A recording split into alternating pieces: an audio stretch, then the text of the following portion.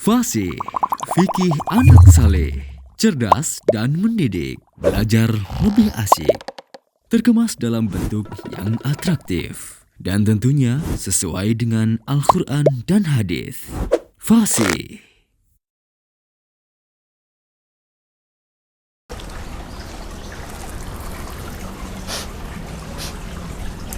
Bau apaan ya?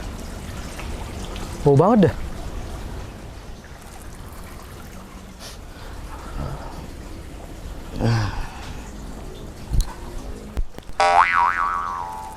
Sini, ente.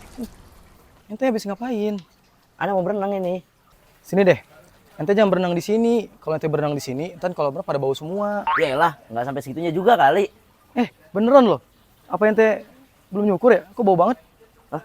Belum nyukur. Iya lagi. Ente nasihatin aneh. Ana lihat kok ente juga panjang itu. Lah gimana sih? Ente belum cukur, bau. Kuku ente itu Itu belum belum dipotong. cukur, bau Lah, nggak? ente juga. Ente yang salah bau. Mah ada sokap ya benai. Dia belum Ribut-ribut cukur apa dulu nih, kecil, Nak? Pak. Belum cukur dulu kecil.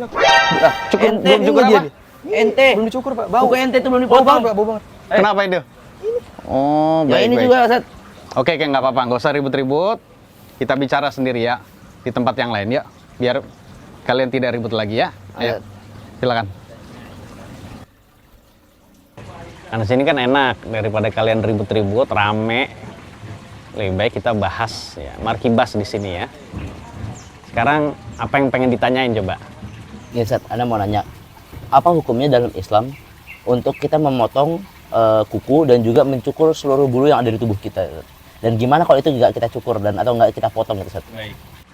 Tentang masalah hal ini, Islam pertama adalah agama yang sangat benar-benar mengutamakan kebersihan tubuh. Tidak hanya jiwa, tapi juga tubuh. Dan di dalam hal ini, ada ajaran yang disebut sunanul fitrah. Yang intinya adalah, salah satunya adalah mengharuskan setiap umat Islam untuk mencukur bulu ketiak dan juga memotong kuku diantaranya. Dan itu yang disebut sunanul fitrah. Dan kalau pertanyaannya gimana kalau nggak melakukannya, berarti dia menyelisih sunanul fitrah itu. Kira-kira sunanul fitrah itu apa ya, Sat? Baik, sunanul fitrah itu adalah amalan-amalan atau hal-hal yang sudah dipilih oleh para nabi dan rasul sebelum kita. Dan itu merupakan perkara yang sudah disepakati di dalam syariat nabi-nabi yang sudah Allah utus. Dan itu memang seakan-akan perkara yang memang sudah menjadi fitrah dan naluri bagi umat manusia untuk melakukannya. Jadi kalau manusia nggak melakukan hal-hal ini, itu kayaknya bukan manusia deh. Atau dia menyelisih sebagai manusia itu sendiri. Itu disebut sunanul fitrah. Dan berarti menunjukkan ini adalah perkara mulia, kebersihan yang pernah diperintahkan oleh nabi-nabi dan rasul terdahulu gitu ya. Jadi demikian. Nah, Sat, kira-kira untuk contoh-contohnya sunanul fitrah itu apa aja, Sat? Sunanul fitrah dari hadis-hadis yang ada, kita gabung gitu ya, itu ada 11. Ya, ada 11 sunanul fitrah. Dan ini sebenarnya hal-hal yang biasa kita lakukan, tapi kita mungkin tidak merasa ini adalah sebagai sunanul fitrah gitu ya. Yang pertama adalah seperti yang tadi kalian ucapkan, yaitu mencukur bulu ketiak. Nah, kita diharuskan untuk mencukur bulu ketiak supaya tidak tadi timbul apa yang kalian ributkan itu. Ya. Kemudian yang berikutnya adalah memelihara jenggot. Allah Subhanahu wa taala sudah mentakdirkan kita sebagai laki-laki memiliki jenggot, tumbuh jenggotnya, khususnya yang tumbuh ya, secara umum. Maka kita terima itu dengan kita rawat pelihara. Yang berarti menunjukkan kalau yang bersisihan dengan sunanul fitrah adalah kalau orang punya jenggot, laki-laki yang tumbuh jenggotnya itu langsung dicukur habis. Ya, jangan terpengaruh dengan iklan-iklan jilet yang ada di TV itu ya. Itu bertentangan dengan sunanul fitrah yang ada. Kemudian yang berikutnya adalah motong kuku. Jangan sampai kita sebagai umat Islam punya kuku panjang. Bahkan umat Islam ikut kontes panjang kuku gitu ya. Alhamdulillah, ini adalah sesuatu yang bertentangan dengan sunanul fitrah dan kebersihan. Naluri orang itu menganggap itu pasti kotor, walaupun dia bersih setiap hari gitu ya. Kemudian yang berikutnya adalah siwak. Itu termasuk sunanul fitrah yang keberapa? 4 ya, siwak. Nah, kita juga sebagai umat Islam sering-sering sikat gigi. Ya, kalau dulu dengan menggunakan kayu arok yang dijadikan sebagai sikat gitu. Hendaknya kita kalau sudah mengetahui ini adalah bagian dari sunnahul fitrah, kita sering-sering sikat gigi. Kalau dalam anjuran dunia kesehatan 2 kali, tapi lo umat Islam lebih dari itu. Anjurannya bahkan ketika kita setiap akan mau sholat, setiap kita mau baca Al-Quran, disunahkan itu. Setiap kita mau sholat malam lagi, dan sebagainya. Jadi sering-sering sikat gigi. Jadi faedahnya itu sangat besar. Kemudian yang berikutnya adalah khitan. Yang keberapa itu? Yang kelima, khitan. Kalau ini tentunya adalah diwajibkan bagi laki-laki, adapun bagi kaum wanita tidak wajib. Jadi hanya sebagai kemuliaan dan untuk bisa menurunkan syahwat. Sebab kalau kaum wanita kalau tidak disunat, yang terjadi syahwat dia menggebu-gebu. Jadi berkobar-kobar. Tapi kalau pas lagi disunat terlalu banyak dicukur gitu ya, terlalu banyak dipotong gitu, itu akan membuat dia malah rigid, dingin, tidak punya syahwat. Jadi dipotong sedikit bagian dari klitorisnya gitu. Kalau bagi laki-laki kita insya Allah sudah tahu demikian. Ya, seperti itu. Nah, yang keenam, sunnahul fitrah yang keenam adalah qasus syarib, yaitu memotong dan merapikan kumis. Laki-laki juga punya kumis, itu hendaknya jangan seperti Pak Raden gitu ya. Atau sama seperti orang-orang yang tidak mengerti keimanan, mengerti Islam, ya non-muslim yang ada kontes panjangan kumis, tebalan kumis. Nah, itu bertentangan dengan sunnahul fitrah. Bahkan bertentangan dengan ajaran para nabi dan rasul yang Allah Subhanahu wa taala telah mengutus mereka dengan membawa ajaran ini. Jadi kalau punya kumis rapikan. Jadi nggak harus dicukur semua. Ya, nggak harus dicukur semua, boleh dirapikan dengan baik gitu ya. Namanya merapikan itu berarti masih ada sisa gitu ya. Kemudian yang berikutnya adalah ghuslul barojim, yang ketujuh ya. Ghuslul barojim itu adalah membasuh atau mencuci anggota-anggota tubuh kita yang merupakan lipatan-lipatan yang ada di anggota tubuh kita, yang di situ tempat berkumpulnya kotoran. Ya, seperti di mana contohnya? Ghuslul di antara barojim ini adalah di tengahnya jari itu. Ini kan lipatan-lipatan anggota tubuh kita yang di sini banyak penyakit, kotoran, kotoran. Begitu juga di ketiak, ya dibersihin tuh, dicuci. Kemudian di selangkangan, kemudian di sini nih, ya, lekukan-lekukan telinga, itu termasuk al-barojim. Nah ternyata al-barojim itu, ghuslul barojim itu ada di mandi. Makanya kalau kita setiap hari mandi diniatkan untuk menatapi sunnahul fitrah, berpahala. Masya Allah ya, seperti itu. Kemudian sunnahul fitrah yang ke-8 adalah berkumur-kumur. Kita setiap hari berkumur-kumur, baik di dalam wudhu maupun di selain wudhu, baik saat siwakan maupun tidak siwakan, itu semuanya berpahala kalau memang diniatkan ya. Kemudian setelah itu menghirup air ke hidung, disebut istinsyaq. Menghirup air ke hidung itu juga termasuk bagian dari khususnya ketika wudhu tuh ya, kalau kita sering gitu ya. Nah itu termasuk bagian dari sunnahul fitrah itu. Jadi kalau kita pas lagi wudhu meninggalkan hal ini, berarti kita meninggalkan hal yang afdal, berarti tidak utama. Memang wudhunya sah. Ya, memang wudhunya sah. Kemudian yang keberapa? Sunnahul fitrah yang 9 berarti. 9. Ya. Sunnahul fitrah yang ke-9 adalah mencukur bulu kemaluan.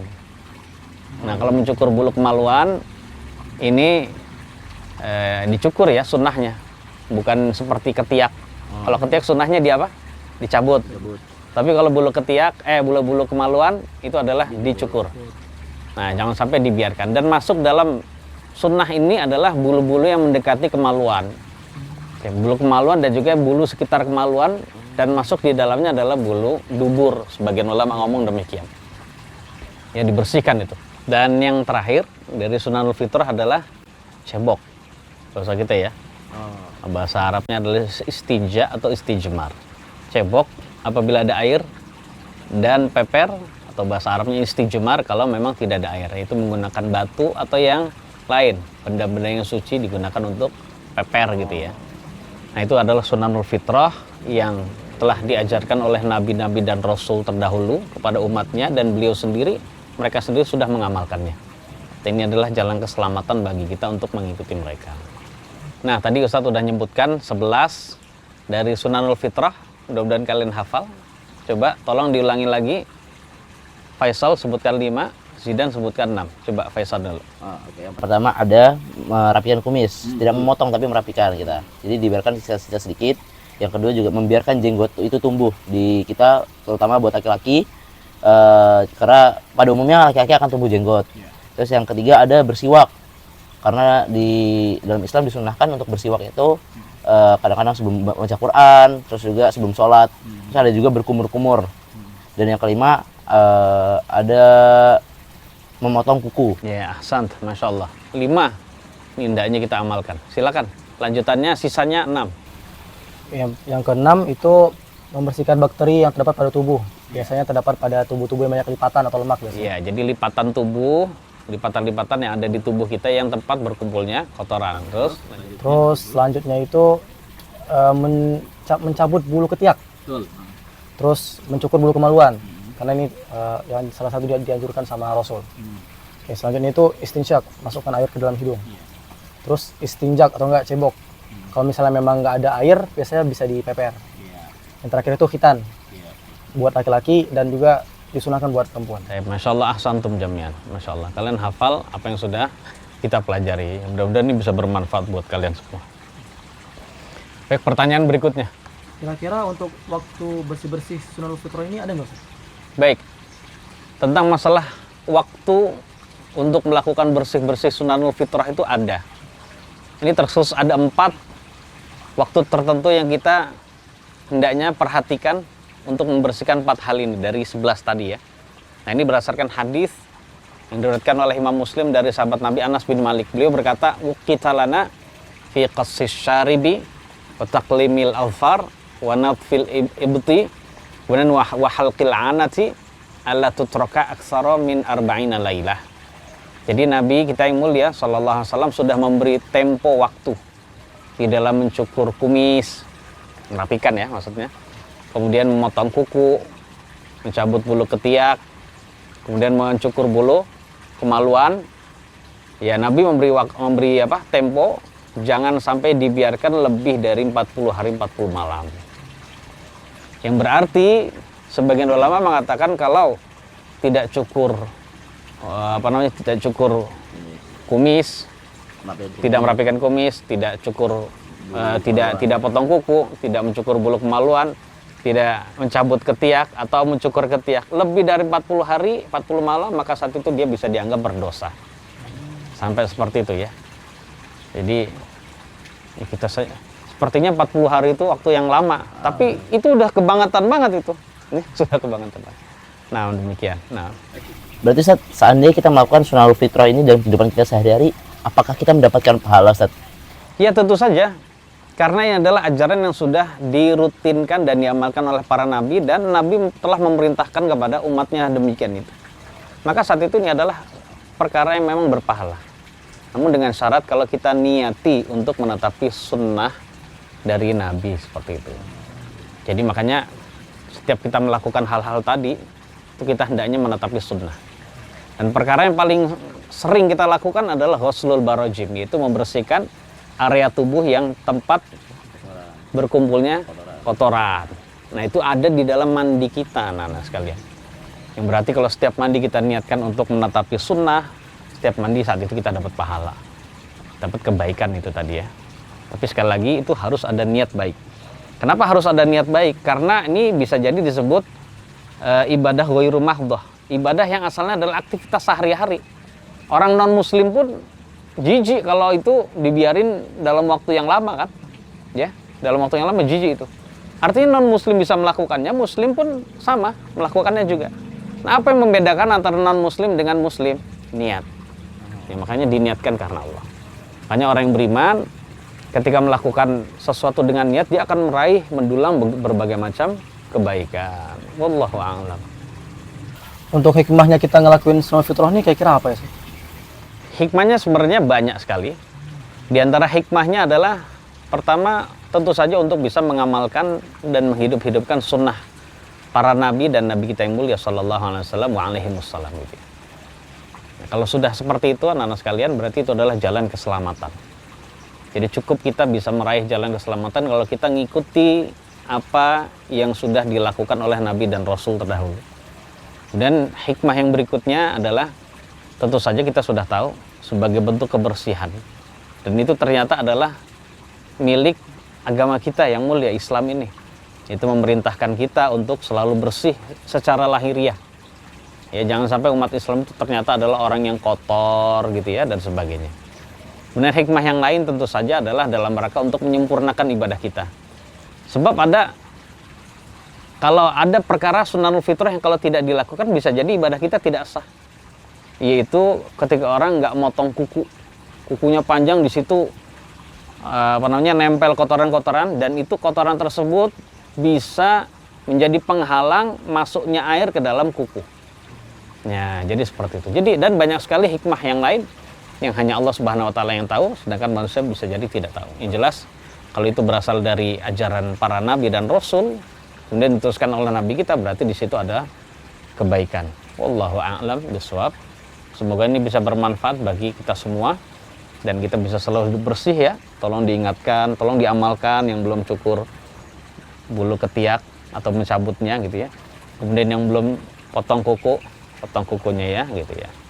Semoga Allah selalu memberikan ilham pada kita untuk selalu hidup bersih gitu ya. Nah itu teman-teman, tadi penjelasan mengenai tentang sunanul fitrah yang wajib kita ketahui dan amalkan sesuai dengan sunnah Rasulullah SAW. Oke teman-teman, jangan lupa like, komen, share, dan juga subscribe agar gak ketinggalan episode selanjutnya. Barakallahu fikum. Fasih.